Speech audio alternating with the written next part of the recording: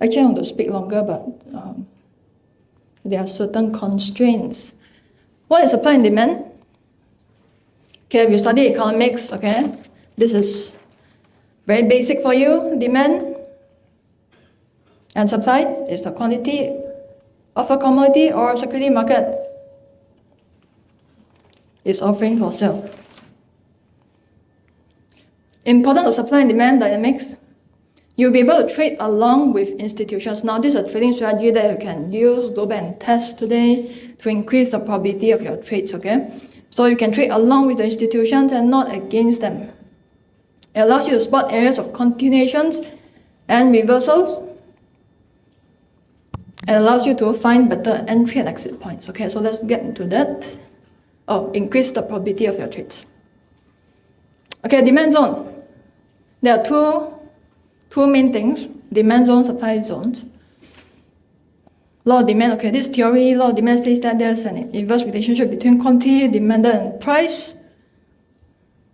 And demand zones are basically price levels where buying interest is strong enough to overcome selling interest, okay? So let's see how to draw it. Now this, the demand zone, okay?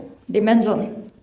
So demand zone is basically an area where there are unfilled orders, institution orders. Make sure you check that there's a long candlestick. People call it ERC, okay? So the first thing is you gotta learn is how to draw it first, okay? Some people draw it differently. They draw it at the wick. Some people draw it at the shadow. There's also a low risk method, medium risk method, high risk method. This one is a medium risk method, okay? So demand zone. Okay, let me just draw one candle over here. You draw the lowest point. Lowest point. Draw it at the bottom wick. Bottom wick of the candle. Then for the highest point of the box of the zone, this one, you draw it at the highest point of the body. Okay, this is the medium risk method. Medium risk method. Of course, there's a low risk, high risk, and I'm not going to talk about that. Okay, but this is good enough for most people. Okay, later I share with you step by step. For now, you just understand this first. Supply zones. Okay, these are theory part. Let's not go into that. Okay, this is how to draw it step by step. Basically, like I showed you just now, identify a strong breakout downwards or upwards, meaning long or short candle, long or short candle, long candles, okay? A strong breakout upwards or downwards. Find an ERC, basically is extended range candlestick. Just means that the candlestick is very long. Okay? First step, identify strong breakouts. Second thing, ensure that the volatility before the breakout is very low with small candles. Remember just now I showed you the big ERC. Then before that, there were small or big candles? Small candles, okay? Make sure the volatility is low, meaning small candles before that, okay? Consolidation only lasted for a long time. Long time. Short time. Meaning that this consolidation only lasted for a few candles. Cannot be so long, like 20 candles, 10 candles. Okay? Ideally, 2 to 3 candles. 2 to 3 small candles. And ensure that this zone has not been tested more than 2 times, ideally never been tested before. Because if it's tested before, then the orders are already filled. Then there's no point. Once you completed step 1, 2, 3, then you wait for the price. This is the hard part, the psychology part. Wait for the price to come back to the zone and enter with price action confirmation. Okay, this is the sequence of this trading strategy. Okay, example, you can see over here. This is a supply or demand zone? Supply zone. Before the ERC, there's low volatility, small candlesticks. Okay, it cannot be like big candlesticks before the ERC. It has to be small candles, then strong breakout downwards, then wait for the price to come back up, hit your limit order, then price will go back down. Okay, same for this example. At this point in time, sellers outnumber the buyers. You can see over here, this ERC. So is this supply or demand zone? Supply or demand zone? Supply zone. So you can see before ERC, small candlesticks, not too many. Okay? So once you have drawn your zone, wait for the price. Okay, wait for the price. It takes sometimes couple of days, couple of weeks. You see what happens after that? Price comes back, fill the orders, then the price went down. Stop loss, where do you put your stop loss?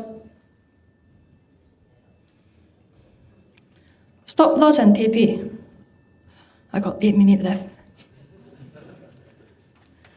Better talk faster.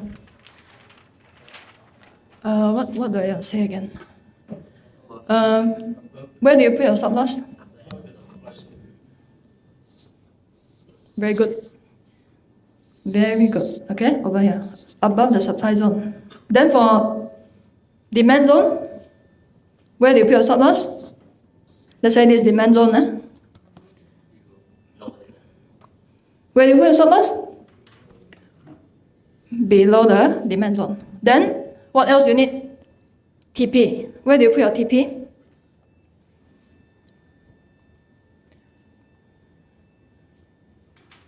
Where do you put your TP? Where's my other marker? Oh, it's over there. Never mind.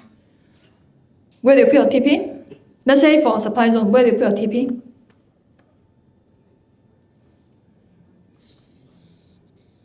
At the next demand zone. Because price is going to go up from there. So TP at the next demand zone. Then for demand zone trading, where do you put your TP? At the next supply zone. Very good. Okay. Okay. So these are the 4 types: reversal points, and continuation. So the one I showed you is rally-based drop like this. This is the zone. The one I showed you for the demand zone is drop-based rally. Okay. Now the reason why I didn't show these two, of course you can implement this too, drop-based drop, rally-based rally, is because reversals work better than continuation. Okay, so you decide whether you want to implement continuation patterns too. But if you want high probability, then you focus on reversals. Okay? Tradable supply and demand zones to avoid. Okay, make sure you avoid these 4 conditions. Okay? Zones that are formed by a doji candlestick only. This is very seldom. Very seldom. I don't see it very often. This one I already explained. Okay? Things to take note of. Your usual routine. Check the higher time frame for bigger picture. Make sure the trend is in your favor. Okay? Don't trade too many time frames. Okay? At most 3. At most 3. Make sure the market is trending in a nice bullish or bearish trend. Okay? Stop loss below. Okay, this one I explained. This one I did explain. TP at opposite supply or demand zone. And make sure before you enter the trade, don't just enter when there's a demand zone. Ensure good risk to reward ratio. Meaning from your entry to the TP, and you look at stop loss, the risk to reward has to be very good. Reward has to be more than your stop loss area. Okay, not all zones work, just like all trading strategies. No trading strategy work 100% of the time. Okay, quiz. Okay, I got 3 minutes left. Okay, just nice. Which of the following describes the characteristics? There's one book left. This book is very good actually.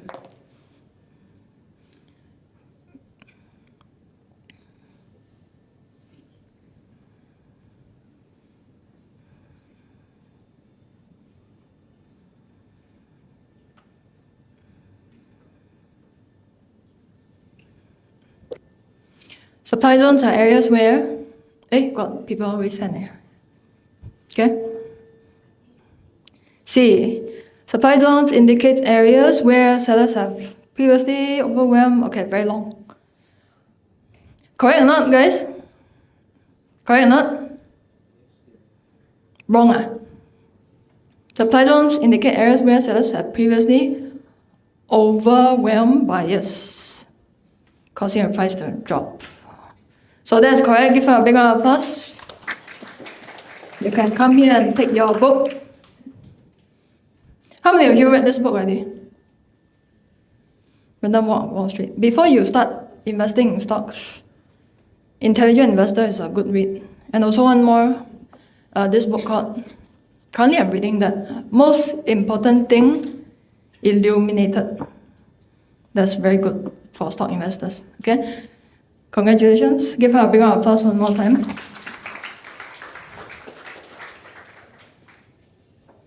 Okay, later I'll stay back to answer a few questions at the back and then talk to you at just nice 3 p.m. So, reminder to you, if you're on social media, there are a lot of fake accounts pretending to be me. So, if you found one messaging you and then be like, hi, do you want to trade binary options, invest with me, send me money? That's not me. Okay?